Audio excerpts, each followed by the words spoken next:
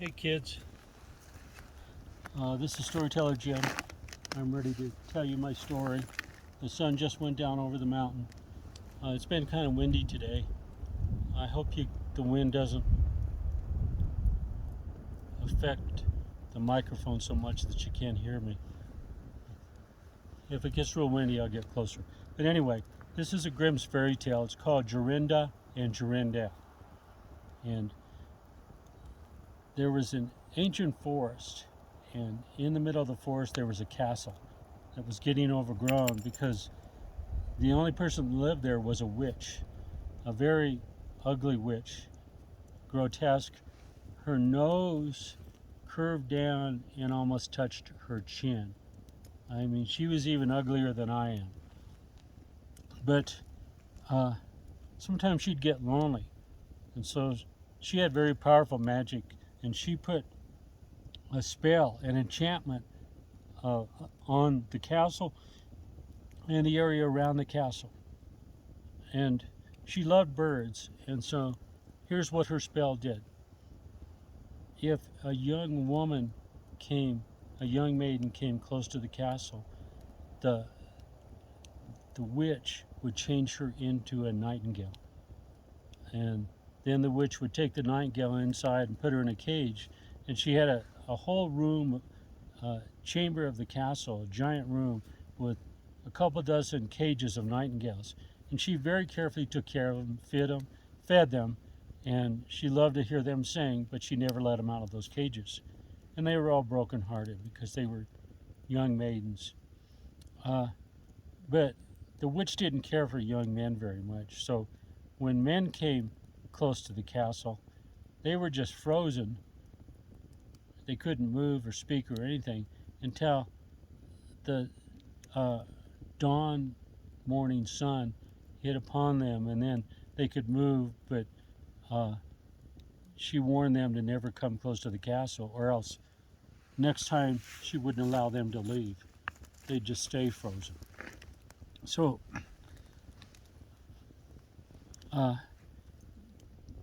there was two young people who were in love. The girl's name was Jorinda, the boy's name was Joringel, and they had a very powerful young love. They were betrothed to be married. Their love was so strong they could hardly stand to be apart from each other. They would take walks and hold hands and talk, to look into each other's eyes. And that's what they did one day. They took a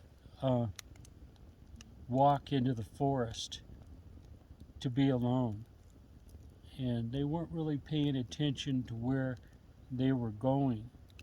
And they sat on a log like I'm sitting, and they talked for hours. And then all of a sudden it got dark like it is now. It's sunny over there. Oh, that's beautiful. Look at that.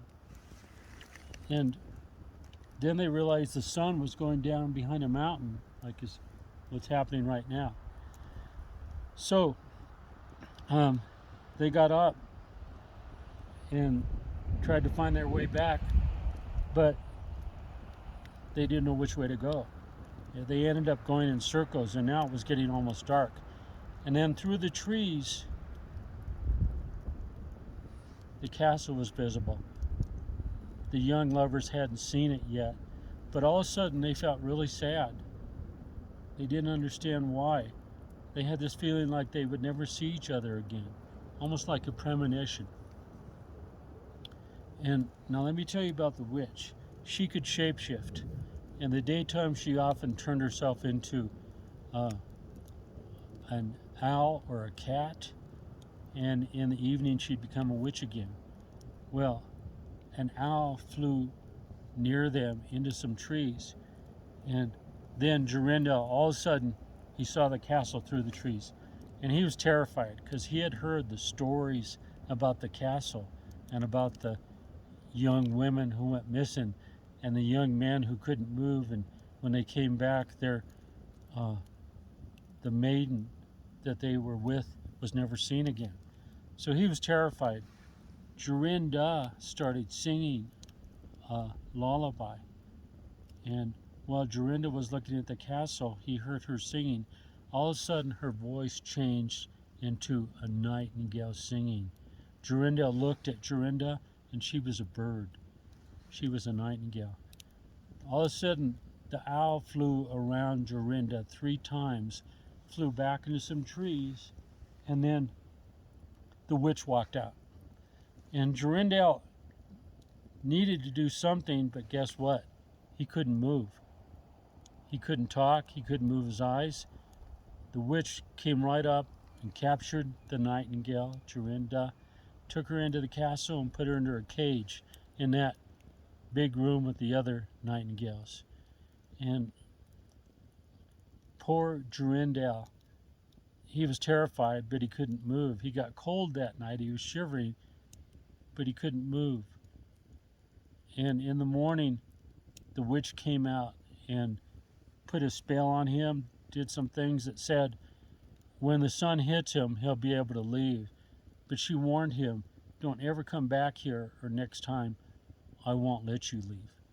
And when the sun hit him, he could move, and he pleaded with the witch who was walking back to the castle. He said, please, I can't live without Jorinda, my love. Please release her. And the witch walked up to the castle door, opened it, but then she turned and looked at Joringel. Leave now. You'll never see her again, is what the witch said. So Joringel, he didn't go back to the village where he and Jorinda were from. He went to the village that was closest to this castle, and he got a job herding sheep. And he did that for about the next year. He herded sheep near in the area of the land near the castle, but he was careful not to go too close to the castle to where he would be frozen again. Here, let me.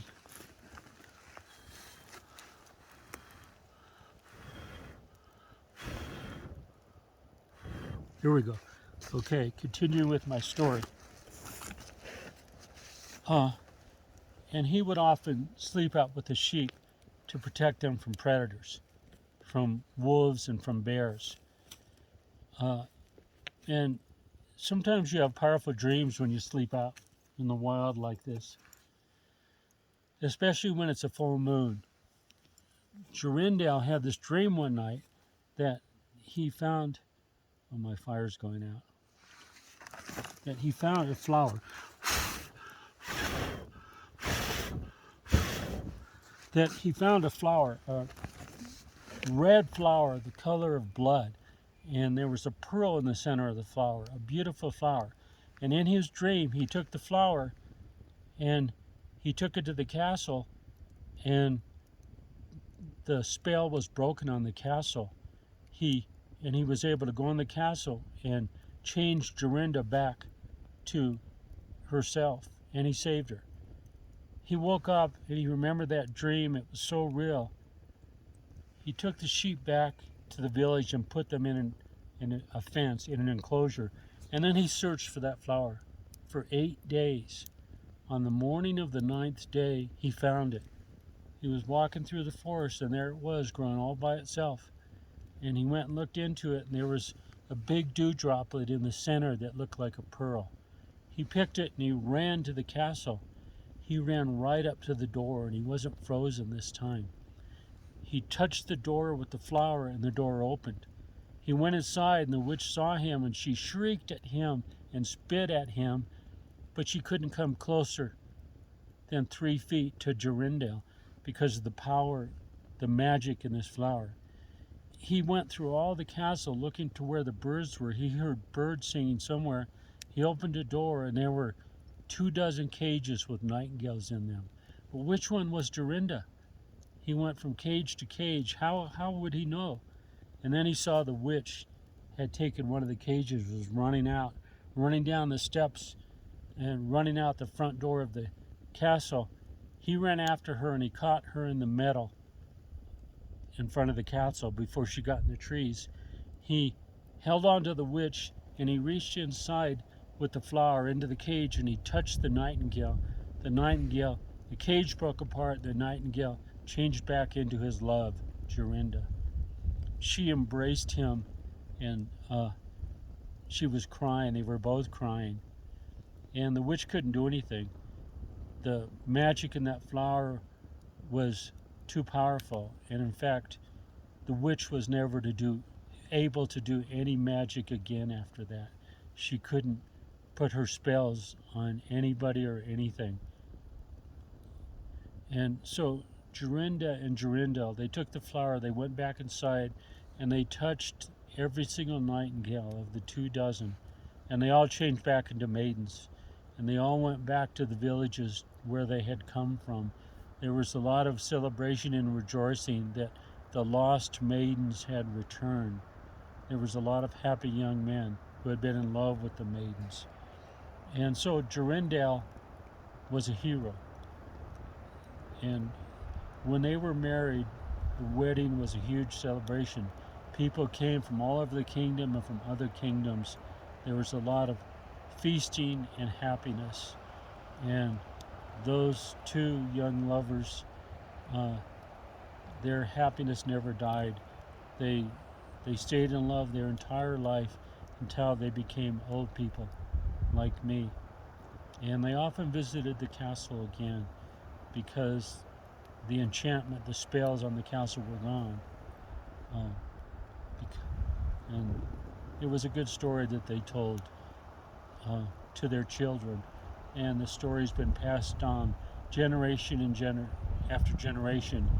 And who knows if it's true? It might be true.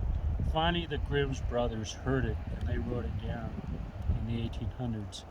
And that's how I found out about the story. I read it in a Grimm's Fairy Tales. So I hope you liked it. There's Molly sleeping over there. Haley's over there. Let me see. I don't know where Bowie is. They're all tired because we backpacked in here, and then we after dinner we went for a walk around. So it's a new moon, and maybe around 9 o'clock tonight I might try to take some star photos.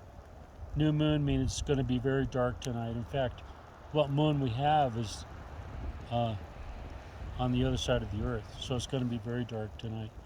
If I get some good star photos, I'll give you a link to them. And